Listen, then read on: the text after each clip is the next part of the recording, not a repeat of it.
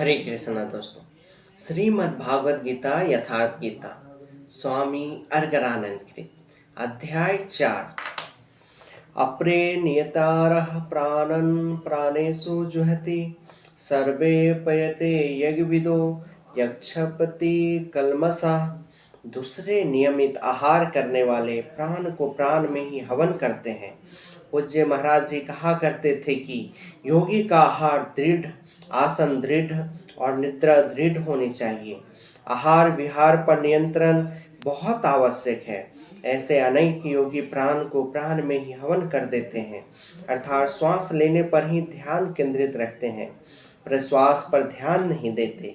सांस आई तो सुना ओम, पुनः सांस आई तो ओम सुनते रहे। इस प्रकार यज्ञों द्वारा नष्ट पाप वाले ये सभी पुरुष यज्ञ के जानकार हैं। इन निर्दिष्ट विधियों में से यदि कहीं से भी करते हैं तो वे सभी यज्ञ के ज्ञाता हैं। अब यज्ञ का परिणाम बताते हैं। यज्ञ शिष्टामृत भुजो यान्ति ब्रह्मा सनातनम नायम लोकोस्त यज्ञस्य कुतोऽन्यः कुरु समत्। कुरु श्रेष्ठ अर्जुन, यज्ञ शिष्टामृत भुजो, यज्ञ जिसकी सृष्टि करता है, जिसे अवशेष छोड़ता है, वह है अमृत। उसकी प्रत्यक्ष जानकारी ज्ञान है। उस ज्ञान अमृत को भोगने अर्थात प्राप्त करने वाले योगी जन यान्ति ब्रह्मा सनातनम, शाश्वत सनातन पर ब्रह्मा को प्राप्त होते हैं। यह कोई ऐसी वस्तु है जो पूर्ण होते ही सनातन पर ब्रह्मा प्रवेश दिला देती है। यज्ञ ना करे तो आपत्ति क्या है। श्री कृष्ण कहते हैं कि यज्ञ रहित पुरुष को पुनः यह मनुष्य लोक अर्थात मानव शरीर भी सुलभ नहीं होता। फिर अन्य लोग कैसे सुखदायी होंगे। उसके लिए तो तिर्यक योनियां सुरक्षित है, इससे अधिक कुछ नहीं। अतः यज्ञ करना मनुष्य मात्र के लिए नितांत आवश्यक है। एवं बहुविधा यज्ञा वितते ब्राह्मणो मुखे कर्मजान विद्धि तान स्वारणेवं ज्ञात्वा विमोक्षयसे। इस प्रकार उपयुक्त बहुत प्रकार के यज्ञ वेद की पानी में कहे गए हैं। ब्रह्मा के मुख से विस्तारित प्राप्ति के पश्चात महापुरुषों के शरीर को पर ब्रह्मा धारण कर लेता है। ब्रह्मा से अभिन्न अवस्था वाले उन महात्माओं की बुद्धि मात्र यंत्र होती है। उनके द्वारा वह ब्रह्मा ही बोलता है।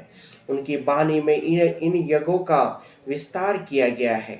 इन सब योगों को तू कर्म जान विद्धि, कर्म से उत्पन्न हुआ जान।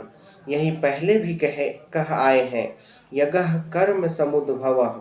उन्हें इस प्रकार क्रियात्मक चल कर जान लेने पर अभी बताया था। यज्ञ करके जिनका पाप नष्ट हो चुका है वही यज्ञ के यथार्थ ज्ञाता है। अर्जुन, तू विमुक्षयसे, संसार बंधन से पूर्णतः छूट जाएगा। यहाँ योगेश्वर ने कर्म स्पष्ट कर दिया। वह हरकत कर्म है जिससे उपयुक्त यज्ञ पूर्ण होते हैं। अब यदि दैवी संपद का अर्जन, सद्गुरु का ध्यान, इंद्रियों का संयम, श्वास का प्रश्वास में हवन, प्रश्वास का श्वास में हवन, प्राण अपान की गति का निरोध खेती करने से होता हो, व्यापार, नौकरी या राजनीति करने से होता हो तो आप करिए। यज्ञ तो ऐसी क्रिया है जो पूर्ण होते ही तत्क्षण पर ब्रह्मा में प्रवेश दिला देती है। ब्रह्मा किसी भी कार्य से आप तत्क्षण ब्रह्मा में प्रवेश पा जाते हैं तो कीजिए। वस्तुतः यह सब के सब यज्ञ चिंतन की अंतः क्रिया है, आराधना का चित्रण है, जिससे आराध्य देव विदित होता है। यज्ञ उस आराध्य तक की दूरी तय करने की निर्धारित प्रक्रिया विशेष है। यह यज्ञ श्वास प्रश्वास प्राणायाम इत्यादि जिस क्रिया से उत्पन्न होते हैं उस कार्य प्रणाली का नाम कर्म है। कर्म का शुद्ध अर्थ है आराधना, चिंतन। प्राय लोग कहते हैं कि संसार में कुछ भी किया जाए हो गया कर्म। कामना से रहित होकर कुछ भी करते जाओ, हो गया निष्काम कर्मयोग। कोई कहता है कि अधिक लाभ के लिए विदेशी वस्त्र बेचते हैं तो आप सकामी हैं। देश सेवा के लिए स्वदेशी बेचे तो हो गया निष्काम कर्मयोग। निष्ठा पूर्वक नौकरी करे, हानि लाभ की चिंता से मुक्त होकर व्यापार करे, हो गया निष्काम कर्मयोग। जय पराजय की भावना से मुक्त हो युद्ध करे, चुनाव लड़े, हो गए निष्कर्मी। मरोगे तो मुक्ति हो जाएगी। वस्तुतः ऐसा कुछ भी नहीं है, क्योंकि ईश्वर श्री कृष्ण ने स्पष्ट शब्दों में बताया कि इस निष्काम कर्म में निर्धारित क्रिया एक ही है। व्यवसायत्मिका बुद्धि रे के कुरु नंदन। अर्जुन, तू निर्धारित कर्म को कर। यज्ञ की प्रक्रिया ही कर्म है। यह क्या है? श्वास प्रश्वास का हवन, इंद्रियों का संयम, यज्ञ स्वरूप महापुरुष का ध्यान, प्राणायाम प्राणों का निरोध, यही मन की विजेता अवस्था है। मन का ही प्रसार जगत है।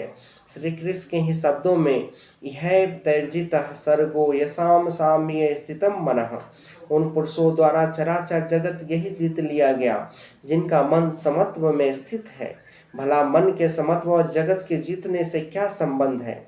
यदि जगत को जीत ही लिया तो रुका कहाँ पर? तब कहते हैं वह ब्रह्मा निर्दोष और सम है।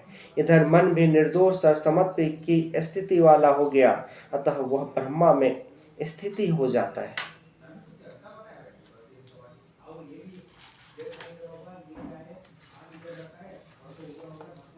सारांश मन का प्रसार ही जगत है। चराचर जगत ही हवन सामग्री के रूप में है। मन के सर्वथा निरोध होते ही जगत का निरोध हो जाता है। मन के निरोध के साथ ही यज्ञ का परिणाम निकल आता है। यज्ञ जिसकी सृष्टि करता है, उस ज्ञानामृत का प्राण प्राण करने वाले पुरुष सनातन ब्रह्मा में प्रविष्ट हो जाता है। यह सभी यज्ञ ब्रह्मा स्थित महापुरुषों की वाणी द्वारा कहे गए हैं। ऐसा नहीं कि अलग अलग संप्रदायों के साधक अलग अलग प्रकार के यज्ञ करते हैं, बल्कि ये सभी यज्ञ एक ही साधक की ऊंची नीची अवस्थाएं हैं। यह यज्ञ जिससे होने लगे उस क्रिया का नाम कर्म है। संपूर्ण गीता में एक भी श्लोक ऐसा नहीं जो संसारिक कार्य व्यापारों का समर्थन करता हो। प्राय यज्ञ का नाम आने पर लोग बाहर ही एक यज्ञ वेदी बनाकर तिल जो लेकर स्वाहा बोलते हुए हवन प्रारंभ कर देते हैं। यह एक धोखा है। द्रव्य यज्ञ दूसरा है, जिसे श्री कृष्ण ने कई बार कहा। पशु बलि, वस्तु दाह इत्यादि से इसका कोई संबंध नहीं।